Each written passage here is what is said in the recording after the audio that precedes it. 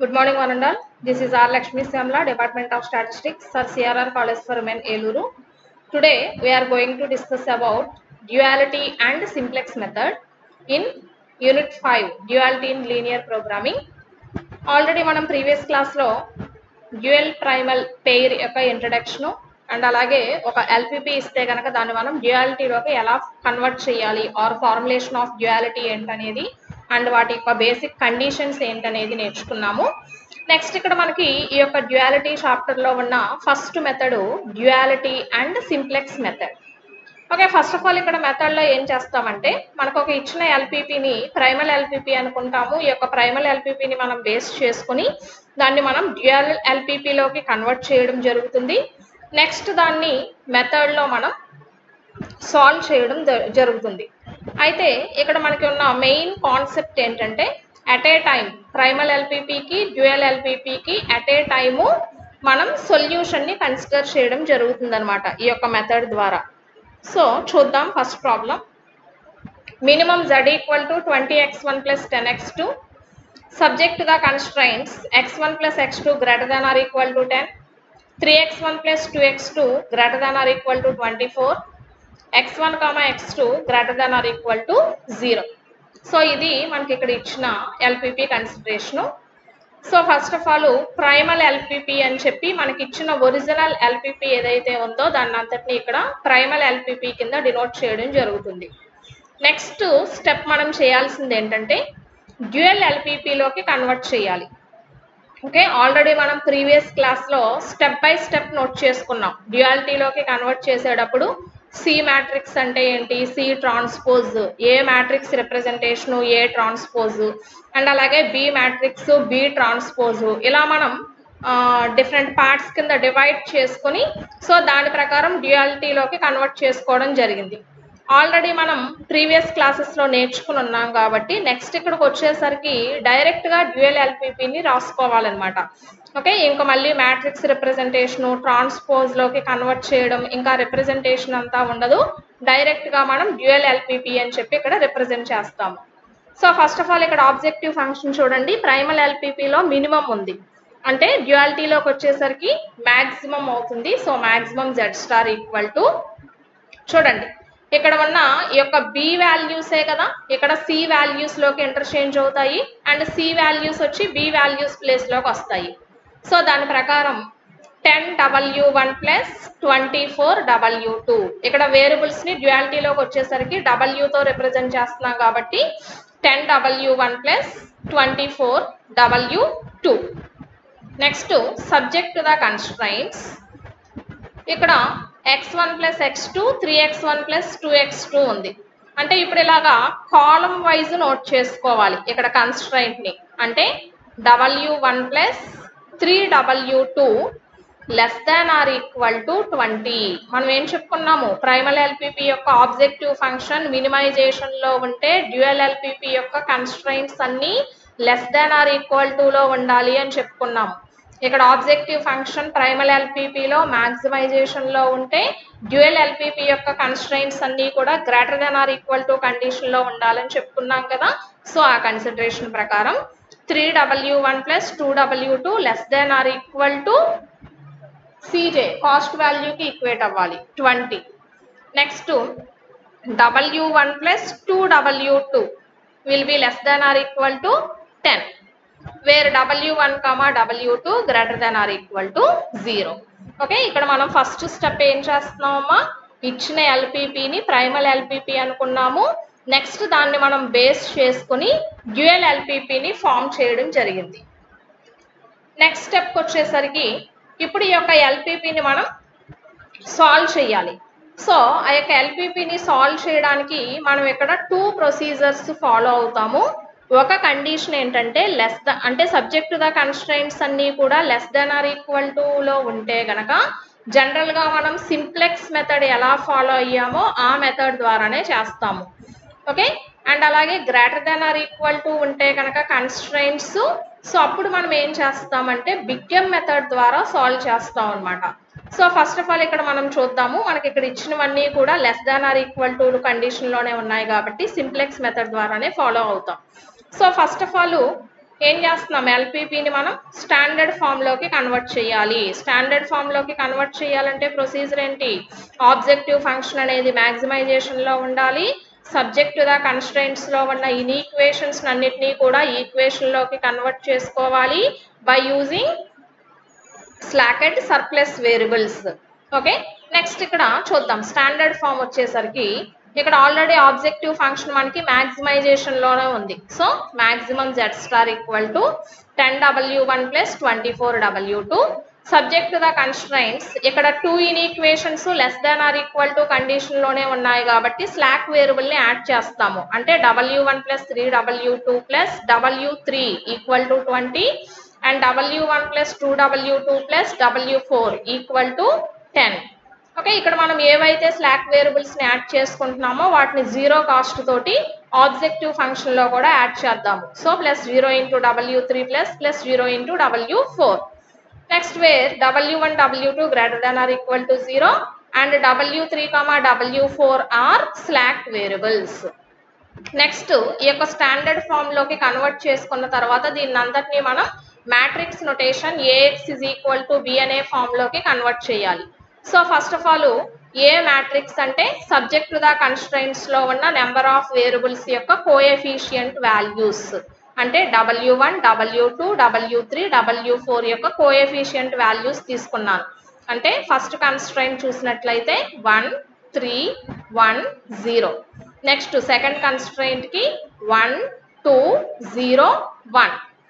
Next ఇక్కడ x అంటే ఇక్కడ x కి బదులుగా డ్యూయాలిటీ మాట్లాడుతున్నాం కాబట్టి వేరియబుల్స్ అన్ని కూడా w రిప్రజెంటేషన్ లో ఉన్నాయి కాబట్టి నెంబర్ ఆఫ్ వేరియబుల్స్ రాస్తాము. అంటే w1 w2 w3 w4 that is equal to B matrix. అంటే కన్స్ట్రైంట్ ఈక్వేషన్ కి మనకి రైట్ హ్యాండ్ సైడ్ ఉన్న పాజిటివ్ వాల్యూస్ తీసుకోవాలి. అంటే 20 10 కాలమ్ మ్యాట్రిక్స్ లో నోట్ చేస్తున్నాము.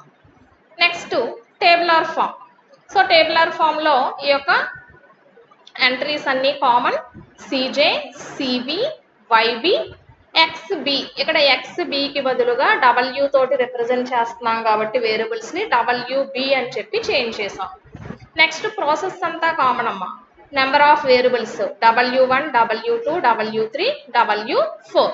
ఓకే, ఇక్కడ మనం స్లాక్ వేరియబుల్స్ తీసుకున్నాం కాబట్టి 2 కన్స్ట్రైంట్ కి ఆ యొక్క 2 స్లాక్ వేరియబుల్స్ ని ఇక్కడ బేసిస్ వేరియబుల్స్ కింద తీసుకోవాలి. అంటే w3 w4.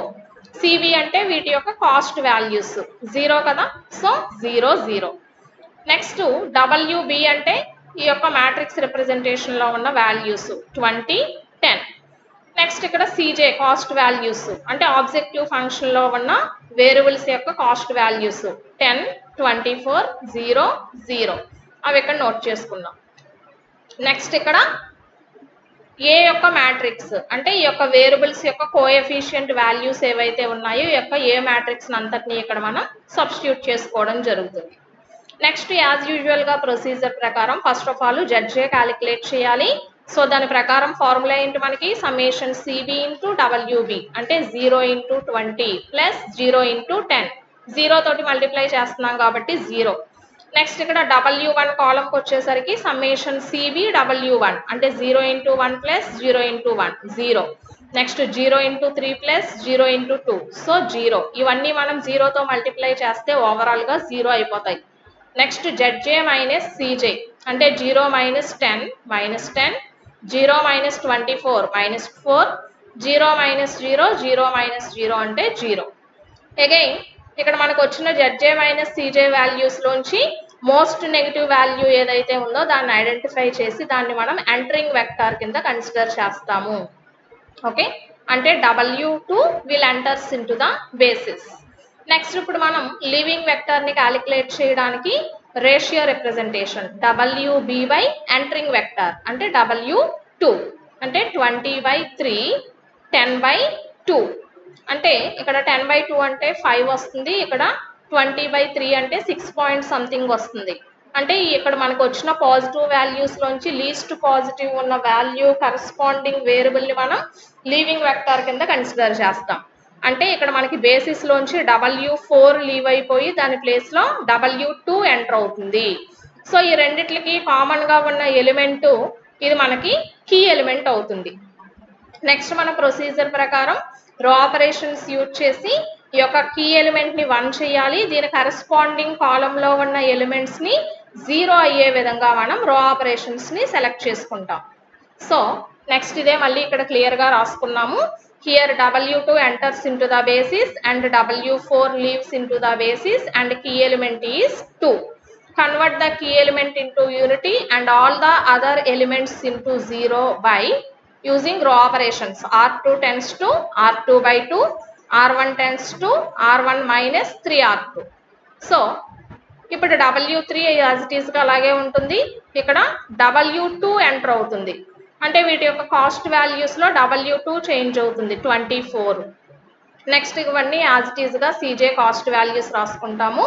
First key element ఉన్న రోకి రో ఆపరేషన్ చేయాలి. అంటే ఇంతకు ముందు ఉన్న ఈ టేబుల్లో ఈ యొక్క వాల్యూస్ అన్నిటిని బై 2 తోటి డివైడ్ చేసి ఆ వచ్చిన వాల్యూస్ అన్నిటిని నోట్ చేసుకున్నాను. నెక్స్ట్ ఇక్కడ ఏం చేయాలి, R1 tends to R1 minus 3R2 అంటున్నాము. R1 అంటే ప్రీవియస్ టేబుల్లో ఉన్న ఈ యొక్క రో వాల్యూస్ R1 అవుతాయి.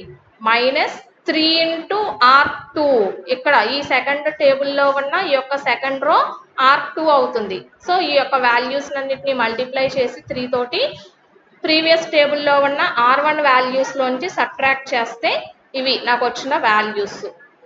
అగైన్ ZJ క్యాలిక్యులేట్ చేద్దాము. 0 into 5 plus 24 into 5 that is equal to 120. Next ఇక్కడికి వచ్చేసరికి 0 ఉంది కాబట్టి ఇదంతా మనం క్యాలిక్యులేట్ చేయక్కర్లేదు, ఓన్లీ దీంతో మల్టిప్లై చేస్తే సరిపోతుంది. అంటే 24 by 2 12, 24 0, 24 by 2 12. Next ZJ minus CJ 12 minus 10 2, 24 minus 24 0, 0 minus 0 0, 12 minus 0 12. Okay, మనకి ఇక్కడ ఆప్టిమమ్ సొల్యూషన్ అక్కరైంది అనడానికి ఇండికేషన్ ఏంటి, all ZJ minus CJ values are greater than or equal to 0. Okay, ఇప్పుడు మనం ఆప్టిమమ్ సొల్యూషన్ ని కన్సిడర్ చేద్దాము. Therefore, the optimum solution for the dual LPP is maximum Z equal to 10W1 plus 24W2. So maximum Z is equal to 10 into W1 అంటే ఇక్కడ previous టేబుల్లో చూడండి అమ్మా, W1 కి వాల్యూ 0 ఉంది. సో W1 ఈక్వల్ టు 0 తీసుకుందాము. Next W2కి వచ్చేసరికి 24 into W2 కి రైట్ హ్యాండ్ సైడ్ ఉన్న వాల్యూ చూడండి అంటే 5. So 24 into 5 that is equal to 120. సరిపోయింది కదా, రెండు టాలీ అయ్యి. నెక్స్ట్ వన్కి వచ్చేసరికి ప్రైమల్ ఎల్పిపికి కూడా ఇక్కడ మనం సొల్యూషన్ ని కన్సిడర్ చేయాలి. నెక్స్ట్ ఇక్కడ ప్రైమల్ ఎల్పిపికి కూడా మనం ఆప్టిమమ్ సొల్యూషన్ క్యాలిక్యులేట్ చేయాలి. సో ప్రైమల్ ఎల్పిపి యొక్క ఆప్టిమమ్ సొల్యూషన్ మనం ఎలా తీసుకుంటామంటే, first of all primal LPP యొక్క ఆబ్జెక్టివ్ ఫంక్షన్ రాసుకుందాం. Minimum Z equal to 20x1 plus 10x2. So ఈ యొక్క x1 x2 వాల్యూస్ తెలియాలి మనకు ఇప్పుడు. సో ఇక్కడ ఈ యొక్క x1 x2 వాల్యూస్ ని మనకి లాస్ట్ టేబులర్ ఫామ్ ఏదైతే వచ్చిందో మనకి లాస్ట్ నుంచి ఉన్న వేరియబుల్ వాల్యూస్ ని ఇక్కడ మనం x1 x2 కింద కన్సిడర్ చేయాలి. ఓకేనా, ZJ మైనస్ CJ వాల్యూస్ లోంచి లాస్ట్ అంటే దట్ మీన్ ఇక్కడ లాస్ట్ నుంచి సెలెక్ట్ చేసుకోండి. 2 వేరియబుల్స్ ఉన్నాయి మనకి x1 x2 అంటే ఇక్కడ ఇది x1 x2 అవ్వాలి. ఒకవేళ 3 వేరియబుల్స్ ఉన్నాయనుకోండి x1 x2 x3 అవుతాయి. సో అలాగా మనకి ఉన్న నెంబర్ ఆఫ్ వేరియబుల్స్ ని మనం బేస్ చేసుకుని ఇక్కడ last 2 values x1 equal to 0 and x2 equal to 12 కింద కన్సిడర్ చేస్తాం. ఓకే, ఇప్పుడు ఇక్కడ ఈ యొక్క వాల్యూస్ ని సబ్స్టిట్యూట్ చేయండి. 20 into x1 0 plus 10 into x2 అంటే 12 దట్ ఈస్ ఈక్వల్ టు 120. చూడండి ఇక్కడ మీరు అబ్జర్వ్ చేసినట్లయితే డ్యూయల్ ఎల్పిపి యొక్క maximization condition Z is also equal to 120 and primal ఎల్పిపిలో కూడా minimum Z is also equal to 120. అంటే మనం ఇక్కడ ఎట్ ఏ టైం 2 ఎల్పిపికి మనం డ్యూయల్ అండ్ సింప్లెక్స్ మెథడ్ ద్వారా సొల్యూషన్ ని ఫామ్ చేస్తున్నాము. At the same time primal ఎల్పిపికి డ్యూయల్ ఎల్పిపికి అట్ ఏ టైం మనం ఒకే ప్రాబ్లం ద్వారా మనం సొల్యూషన్ ని కన్సిడర్ చేయడం జరుగుతుంది అనమాట. Okay, therefore the objective function of the primal and dual according to the fundamental theorem of duality The optimum solution for the primal LPP is minimum z equal to 120 at x1 equal to 0, x2 equal to 12. Okay, ఇది మనకి final గా conclusion part అన్నమాట. Next second problem చూద్దాం. maximum z equal to 40x1 plus 50x2 subject to the constraints 2x1 plus 3x2 less than or equal to 3, 8x1 plus 4x2 less than or equal to 5, x1 x2 greater than or equal to 0. So first of all ఇచ్చిన ఎల్పిపిని primal LPP అనుకుని note చేసుకున్నాం. Next dual ఎల్పిపిలోకి convert చేయాలి. Objective function ఇక్కడ maximum ఉంది కాబట్టి డ్యూయాలిటీలోకి వచ్చేసరికి మినిమం జెడ్ స్టార్ అవుతుంది. దట్ ఈస్ ఈక్వల్ టు ఇక్కడ ఈ యొక్క బి వాల్యూస్ కాస్ట్ లోకి రావాలి. అంటే 3w1 plus 5w2 subject to the constraints. ఇలా ఇప్పుడు కాలం వైజ్ రాసుకోవాలి. అంటే 2w1 plus 8w2 greater than or equal to cost values వస్తాయి కదమ్మా 40. చూడండి ఇక్కడ ఆబ్జెక్టివ్ ఫంక్షన్ మ్యాక్సిమైజేషన్ లో ఉంది ప్రైమల్ లో. అంటే ఇక్కడ కన్స్ట్రైంట్స్ యొక్క inequations greater than or equal to condition లో ఉండాలని చెప్పుకున్నాం కదా. సో దాని ప్రకారం greater than or equal to 40. Next 3w1 plus 4w2 greater than or equal to 50, where w1 w2 greater than or equal to 0. అంటే ఇక్కడ మనం ప్రైమల్ ఎల్పిపిని బేస్ చేసుకుని డ్యూయల్ ఎల్పిపిని మనం ఇక్కడ కన్వర్ట్ చేయడం జరిగింది. ఓకే, నెక్స్ట్ ప్రొసీజర్ సాల్వ్ చేసే ప్రొసీజర్కి వచ్చేసరికి ఈ యొక్క డ్యూయల్ ఎల్పిపిని స్టాండర్డ్ ఫామ్ లోకి కన్వర్ట్ చేయాలి. సో స్టాండర్డ్ ఫామ్ అంటే ఏంటి? ఇక్కడ మనకు ఆబ్జెక్టివ్ ఫంక్షన్ కంపల్సరీ మ్యాక్సిమైజేషన్ లో ఉండాలి. సబ్జెక్ట్ టు ద కన్స్ట్రైంట్స్ లో ఉన్న ఇన్ఈక్వేషన్స్ అన్నిటినీ కూడా ఈక్వేషన్ లోకి కన్వర్ట్ చేసుకోవాలి by using slack or surplus variables. So ఇక్కడ డ్యూయల్ ఎల్పిపిలో ఆబ్జెక్టివ్ ఫంక్షన్ మినిమం లో ఉంది. సో మాక్సిమం లో కన్వర్ట్ చేయాలంటే maximum z equal to -3w1 -5w2. Next subject to the constraints లో ఈ రెండు greater than or equal to లో ఉన్నాయి. So greater than or equal to లో ఉన్నాయంటే ఏం చేయాలి? సర్ప్లస్ వేరియబుల్స్ ని సబ్ట్రాక్ట్ చేసి ఒక ఆర్టిఫిషియల్ వేరియబుల్ ని యాడ్ చేయాలి. అంటే -w3 plus a1 -w4 plus a2 equal to 40, 50. So మనం ఇక్కడ ఏ యొక్క నెంబర్ ఆఫ్ సర్ప్లస్ వేరియబుల్స్ ని సబ్ట్రాక్ట్ చేసామో వాటిని జీరో కాస్ట్ తోటి మనం ఆబ్జెక్టివ్ ఫంక్షన్ లో కూడా ఇక్కడ యాడ్ చేసుకున్నట్టు చూపించాలి కదా. So -0 into w3 plus a1 -0 into w4 plus a2. Next step ఏంటి? వీటిని అంతటినీ మనం ax is equal to b అనే మ్యాట్రిక్స్ నొటేషన్ లోకి కన్వర్ట్ చేసుకోవాలి. అంటే w1 w2 w3 w4 a1 a2. So ఇవన్నీ వీటి యొక్క కోఎఫిషియంట్ యొక్క values. Next number of variables w1 w2 w3 w4 equal to 40, 50. Next tabular form prepare చేద్దాం. cj cb yb wb. Next number of variables including artificial variables also a1 a2. So first basis variables అంటే ఇక్కడ మనం surplus variables కాబట్టి అక్కడ మనకి ఉన్న artificial variables ని ఇక్కడ మనం బేసిస్ వేరియబుల్స్ కింద తీసుకోవాలి a1 a2. నెక్స్ట్ వీటి యొక్క కాస్ట్ వాల్యూస్ ఆబ్జెక్టివ్ ఫంక్షన్ లో -3 -5 w3 w4 కి కాస్ట్ వాల్యూస్ 0. ఇక్కడ కండిషన్ గుర్తుపెట్టుకోండి, ఇంతకు ముందు కూడా చెప్పాను. Duality and simplex method solve చేసేటప్పుడు subject to the constraints less than or equal to condition లో ఉంటే జనరల్ గా సింప్లెక్స్ మెథడ్ లో ఎలా సాల్వ్ చేస్తామో అలా సాల్వ్ చేస్తాము. Greater than or equal to condition ఉంటే గనక అంటే మనం ఇక్కడ సర్ప్లస్ వేరియబుల్స్ ని సబ్ట్రాక్ట్ చేసి ఆర్టిఫిషియల్ వేరియబుల్ ని యాడ్ చేసే టెక్నిక్ గనక ఉంటే గనక అప్పుడు ఇక్కడ మనం సొల్యూషన్ ఎందులో చేయాలి? బిగ్ ఎం మెథడ్ లో సాల్వ్ చేయాలి. సో దాని ప్రకారం ఇప్పుడు నేను బిగ్ ఎం మెథడ్ లో సాల్వ్ చేయాలి కాబట్టి ఆర్టిఫిషియల్ వేరియబుల్స్ యొక్క పెనాలిటీని -m కింద రిప్రజెంట్ చేస్తున్నాను. సో a1 a2 యొక్క కాస్ట్ వాల్యూస్ -m. నెక్స్ట్ ఇక్కడ బి మ్యాట్రిక్స్ 40, 50. నెక్స్ట్ ఇక్కడ ఏ మ్యాట్రిక్స్ అంతటిని యాజ్ ఇట్ ఈస్ గా సబ్స్టిట్యూట్ చేసి మిగిలిన ప్రొసీజర్ అంతా కామన్ జడ్జే క్యాలిక్యులేట్ చేస్తున్నాము. అంటే -m into 40 plus -m into 50 that equal to -90m. Next ఈ రెండు మల్టిప్లై చేసి యాడ్ చేస్తే -5m -12m m m -m -m. Next జడ్జే cj -5m plus 3 -12m plus 5 m m -m + m 0 and అలాగే -m + m 0. Okay, ఇక్కడ వచ్చిన values లోంచి most negative value కావాలి మనకి. అంటే m ప్లేస్ లో 1 సబ్స్టిట్యూట్ చేయండి.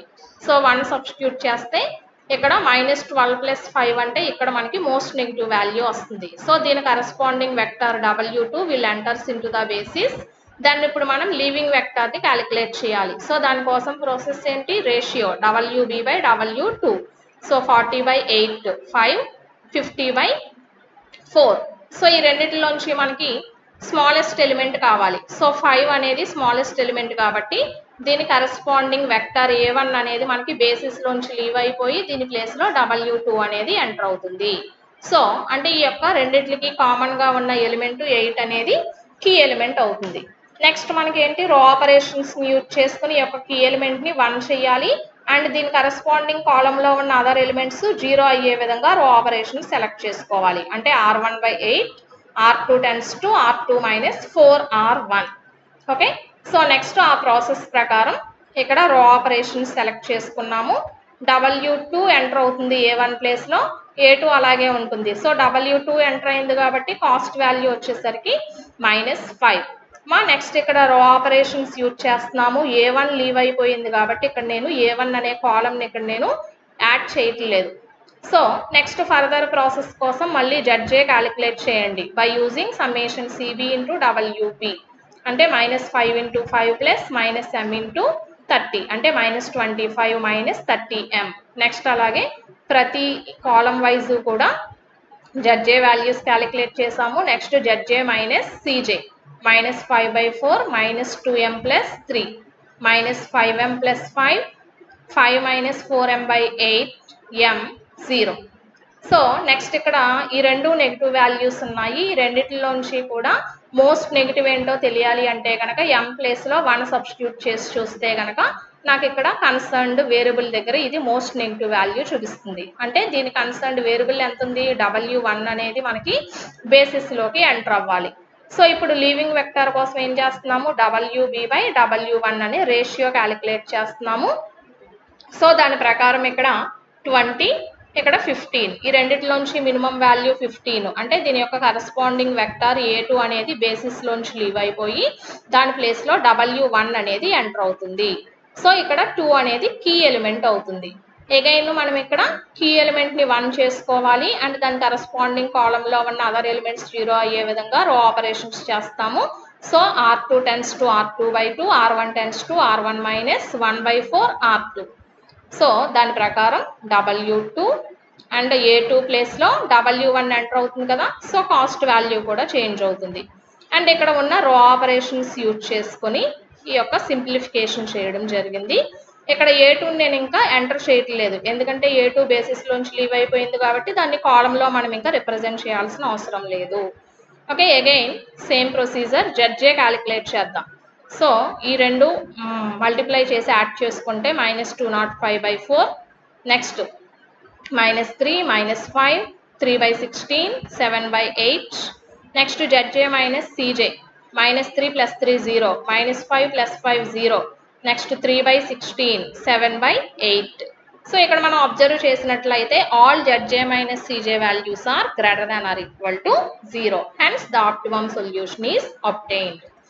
So the optimum solution for the dual LPP is, dual LPP consideration ఎందులో తీసుకోవాలి, మనం స్టాండర్డ్ ఫామ్ లోకి కన్వర్ట్ చేయడం కోసం మ్యాక్సిమైజేషన్ లోకి తీసుకున్నాం. బట్ డ్యూయల్ LPP యొక్క ఒరిజినల్ ఫామ్ ఎక్కడ ఉంది, మనకి మినిమైజేషన్ లో ఉంది. So minimum Z = 3W1 + 5W2. So 3 × W1 అంటే 15, W2 అంటే 5/4. ఓకే, ఈ రెండు యాడ్ చేసుకుని ఇక్కడ మనం LCM తీసుకుని సింప్లిఫై చేస్తే 205/4 సరిపోయింది కదా. ఇక్కడ మైనస్ ఉంది, ఎందుకు వచ్చింది, మ్యాక్సిమంలో కన్వర్ట్ చేసాం కాబట్టి మైనస్లో వచ్చింది. బట్ మనకి నెగిటివ్ వాల్యూస్ అనేవి రాకూడదు. సో ఆ కన్సిడరేషన్ పాజిటివ్లోనే ఉండాలి. అంటే మినిమం Z = 205/4. నెక్స్ట్ ప్రైమల్ LPPకి కూడా సొల్యూషన్ చూద్దాం. ప్రైమల్ LPPలో objective function maximization 40x1 + 50x2. Okay, ఇప్పుడు వీటి యొక్క వాల్యూస్ ఎలా తీసుకోవాలి, ఇవి కదా ZJ - CJ వాల్యూస్ లోంచి లాస్ట్ నుంచి తీసుకోమని చెప్తున్నాను.